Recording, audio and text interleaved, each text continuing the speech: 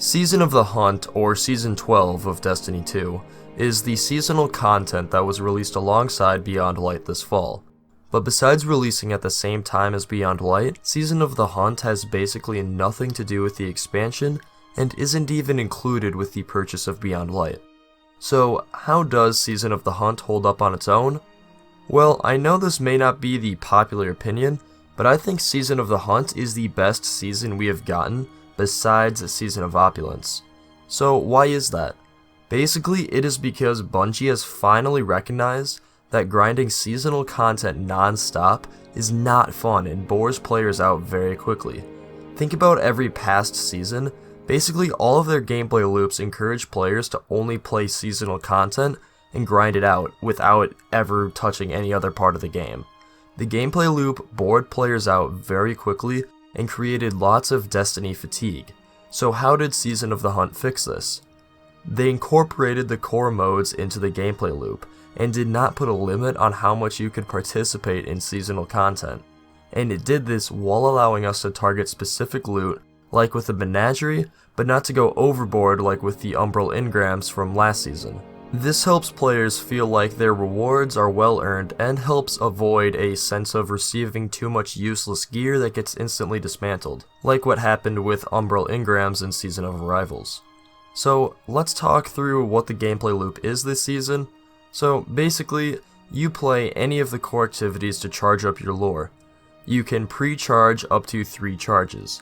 Then once you have at least 1 charge, you can slot in the gear you want to get, and choose from some mods to help narrow down the randomness of the loot, like select specific perks, masterwork, that sort of thing. After slotting your mods into the lore, you then go either to the Dreaming City or Tangled Shore to these new hive structures.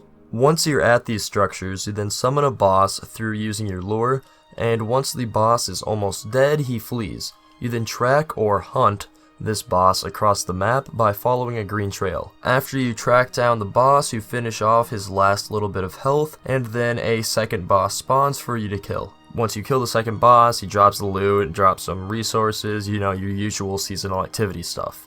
The main reason I think this gameplay loop is perfect for seasonal activities is that it allows me to enjoy other aspects of the game, and then periodically stop in, do one of these mini missions to earn a piece of seasonal loot, and then drop out. And while I think this gameplay loop is great, that does not mean I think the season as a whole is perfect, as there are some big issues with it.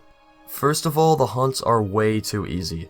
Bungie either needs to jack up the power level, or triple the amount of enemies in these fights. Bungie just needs to do something to increase the difficulty with these fights because they're just too easy right now. And hopefully they do release a hard mode or a harder difficulty for these missions. And I wouldn't be too surprised if they do, because past DLC or past seasons have kind of set a precedent of Bungie releasing a hard mode a month into the season or something like that.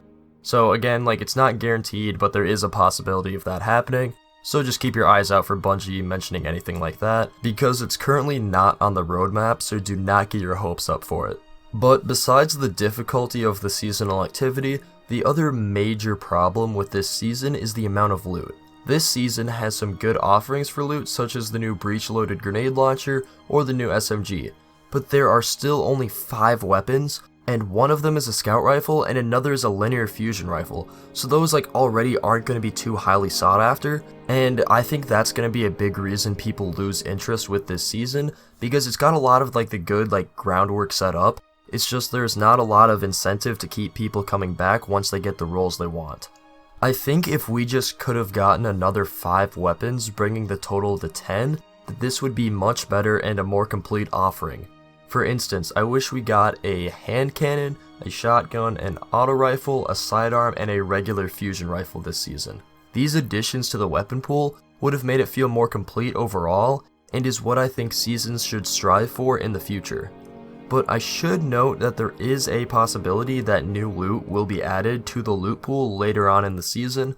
This happened with the Umbral Engrams with Season of Arrivals, and we know the Hawkmoon quest is coming later into the season, so there is a chance of more loot coming. Just again, like with the harder difficulty mode, Bungie has not said anything regarding this, so do not get your hopes up for it and do not count on it.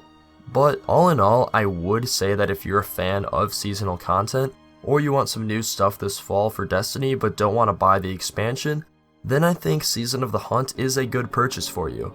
Also, if you include the Season Pass loot in your kind of your value assessment, and just look at the season as a big microtransaction, then I think it's definitely worth it. Because for the price of like the armor ornaments alone in Eververse, that would exceed the $10 that the season costs. But yeah, again, that's basically all I have to say, so if you like the video and want to see more like it, please like and subscribe, and please share this video out just to spread the word. So, that's all I have to say. Until next time, goodbye. Capture. You have advantage.